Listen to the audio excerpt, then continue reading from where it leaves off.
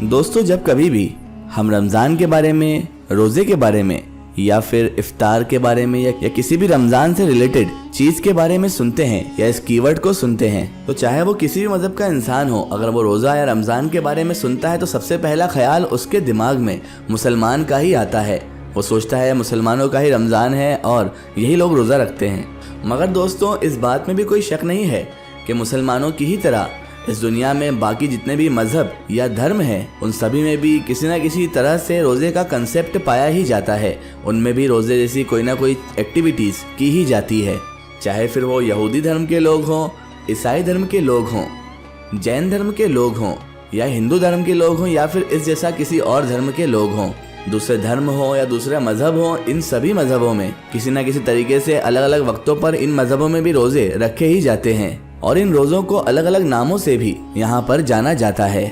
लेकिन दोस्तों, आप लोगों को इतना तो पता ही होगा कि मुसलमानों में इसे रोज़ा कहा जाता है, तो यहूदियों में इसका अलग नाम है, ईसाइयों में इसका अलग नाम है और जैन धर्म में अलग, तो हिंदू धर्म में अलग। लेकिन दोस्तों, आप ये बात शायद जानकर चौंक जाएंगे कि हमारी दुनिया में एक ऐसा रोज़ा, एक ऐसा फास्ट भी पाया जाता है कि जो वैसे तो दुनिया के सभी धर्मों, सभी मजहबों में बहुत ज़्यादा मशहूर, बहुत ज़्यादा फेमस है।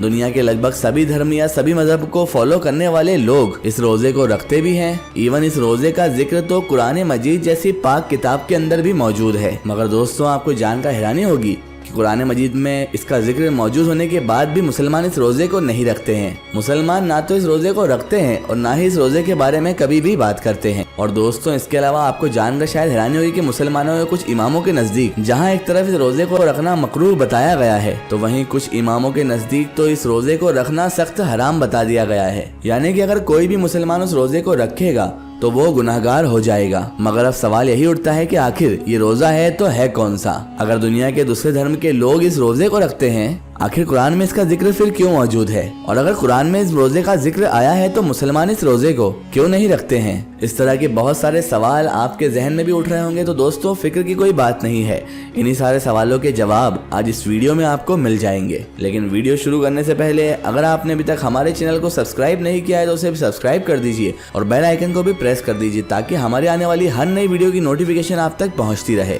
तो दोस्तों, दरअसल हम बात कर रहे हैं खामोशी के रोजे के बारे में। अब आप सुनकर चौंक गए होंगे कि ये कौन सा रोजा है जिसका नाम खामोशी का रोजा है। जी हाँ दोस्तों, हम बात कर रहे हैं खामोशी के रोजे के बारे में, जिसे मौन व्रत भी कहा जाता है। इस वक्त दुनिया भर के ज्यादातर मजहबों में, ज्यादातर धर्मों में इसे इबादत के तौर पर देखा जाता है। ईसाई लोगों के मुताबिक जब किसी मरे हुए इंसान के लिए खामोशी का रोजा रखा जाता है, यानी उसके लिए मौन व्रत किया जाता है, तो उनके मुताबिक हजरत ईसा अलैहिस्सलाम की एंट्री होती है और हजरत ईसा अलैहिस्सलाम उन लोगों की इस खामोश इबादत को कबूल कर लेते हैं और जो इंसान मरा है उसकी निजात का बंदोबस्त करते हैं। यहूदियों और ईसाइयों में इबादत का ये तरीका बड़े ही लंबे समय से, बड़े ही लंबे वक्त से चला आ रहा है, जिसका सीधा सा सबूत हम लोगों को कुरान से भी मिल जाता है। कुरान के मुताबिक हजरत ज़करिया अलैहिस्सलाम और बीबी मरियम सलामुल्लाहि अलैहा ने खामोशी का रोजा रखा था। कुरान मजीद में मौजूद है, जिसका तर्जुमा है, ज़करिया ने अर्ज किया, ऐ मेरे अल्लाह, मेरे लिए कोई निशानी मुकर्रर फरमा। तो फरमाया, तुम्हारे लिए निशानी ये है कि तुम 3 दिन तक लोगों से सिवाय इशारे के बात नहीं कर सकोगे और अपने रब को कसरत से याद करो और शाम और सुबह उसकी ही तस्बीह करते रहो। इसका रेफरेंस है सूरह आले इमरान आयत नंबर 41। इसके अलावा एक और कुरान की आयत है जिससे इस रोजे का रेफरेंस मिल जाता है, जिसका तर्जुमा कुछ इस तरीके से है, ऐ मरियम, तुम खाओ और पियो और अपने फर्जंद को देखकर आंखें ठंडी करो। फिर अगर तुम किसी भी आदमी को देखो तो इशारे से कह देना कि मैंने रहमान के लिए, यानी कि खुदा के लिए, खामोशी के रोजे की नजर मानी हुई है। सो मैं आज किसी भी इंसान से कतन गुफ्तगू नहीं करूंगी, यानी कि किसी भी इंसान से बात नहीं करूंगी। सूरह मरियम आयत नंबर 26। दोस्तों, कुरान की इन दोनों सूरह के इन रेफरेंस से ये बात पता चलती है कि उस वक्त यहूदी और ईसाई दोनों के ही कंसेप्ट में ये खामोशी के रोजे को मानने वाला एक बहुत ही बड़ा अमल बहुत ज्यादा आम था। इसीलिए ऐसा करने पर उस दौर के लोगों ने बीबी मरियम सलामुल्लाहि अलैहा के ऊपर कोई एतराज नहीं किया था। इसके अलावा यहूदी और ईसाइयों के इतिहास में भी ऐसे बहुत सारे राहिबों, ऐसे बहुत सारे सेंट्स का इतिहास मिलता है कि जिन्होंने वक्त वक्त पर इस खामोशी के रोजे को रखा इतना ही नहीं दोस्तों, यहूदियों ईसाइयों के यहाँ तो इस चीज का रिवाज आज तक चला आ रहा है और इसको वॉर ऑफ साइलेंस के नाम से जाना जाता है। मगर दोस्तों इंटरेस्टिंग बात तो यह है कि खामोशी के इस रोजे का जो कंसेप्ट है वो यहूदियों ईसाइयों तक ही सीमित नहीं है, बल्कि ये तो दुनिया के दूसरे मजहबों, दूसरे धर्मों में भी पाया जाता है। मिसाल के तौर पर हिंदू धर्म में भी ये काफी मशहूर है और हिंदू धर्म में ऐतिहासिक तौर पर यह भी पिछले लंबे वक्त से चला आ रहा है। हिंदू धर्म में इसको मौन व्रत के नाम से जाना जाता है। हिंदू धर्म के ही मुताबिक एक आम इंसान अगर साधु बनना चाहता है तो उसके लिए एक लंबे वक्त तक इस मौन व्रत को रखना जरूरी यानी कंपलसरी समझा जाता है। इसके अलावा हिंदू धर्म ग्रंथों के मुताबिक इस मौन व्रत को रखने से जो रूहानी ताकतें होती है, जो अलग शक्तियाँ होती हैं, वो काफी उस इंसान के पास बढ़ जाती हैं जो इस व्रत को रखता है। और दोस्तों यही वजह है कि हिंदू धर्म के कैलेंडर के मुताबिक जो छठा महीना होता है यानी कि भादो, उसमें 16 दिन ऐसे खास कर लिए गए हैं कि जिसमें ये मौन व्रत रखा जाता है। आमतौर पर हिंदू धर्म में ये मौन व्रत एक बहुत बड़े देवता के जिन्हें भगवान शिव के नाम से जाना जाता है, उनको प्रसन्न करने के लिए, उनको राजी करने के लिए रखा जाता है। हिंदू धर्मों के मुताबिक, हिंदू लोगों के मुताबिक उनका एक मौन व्रत उनकी कोई भी एक इच्छा को पूरी होने का सबब बनता है। भारत के इतिहास के एक मशहूर फ्रीडम फाइटर और मशहूर नेता यानी कि मोहनदास करमचंद गांधी जी भी हमेशा से ही मौन व्रत में यकीन भी रखते थे, बल्कि ये तो मौन व्रत रखा भी करते थे। और महात्मा गांधी जी ने हर हफ्ते में एक दिन यानी पीर का दिन चुन रखा था जिस दिन वो मौन व्रत रखते थे।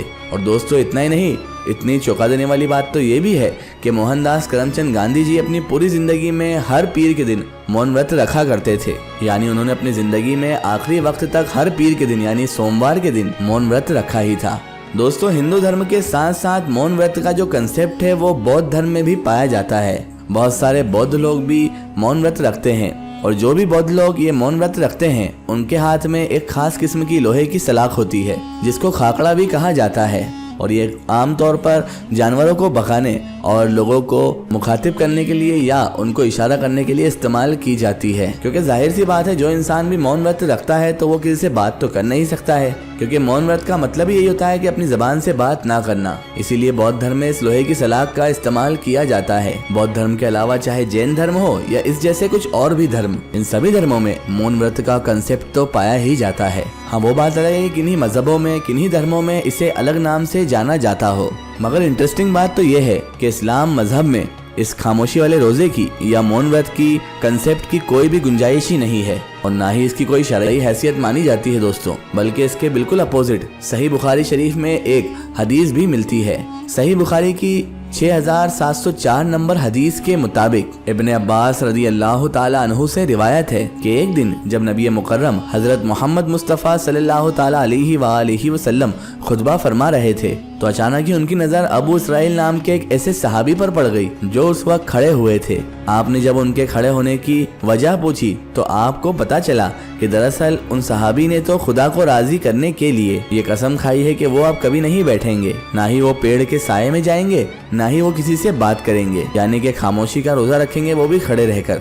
जब हमारे प्यारे आका हजरत मोहम्मद मुस्तफ़ा सल्लल्लाहु ताला अलैहि वसल्लम को इस मामले की पूरी खबर हुई तो आप सल्लल्लाहु ताला अलैहि वसल्लम ने फौरन हुक्म दिया कि बैठ जाओ, और इसके अलावा ये भी हुक्म दिया कि लोगों से गुफ्तगू करना यानी फिर से बातचीत करना भी शुरू कर दो। इतना ही नहीं दोस्तों, आगे के दौर में फिर इस्लाम में आने वाले कई बड़े बड़े इमामों ने भी इस रोजे को रखने से मना फरमाया है और ये भी कहा है कि भले ही पहले के दौरों में, पहले की शरीयतों में इसका रिवाज आम था, मगर अब तो ये पूरी तरीके से मना है।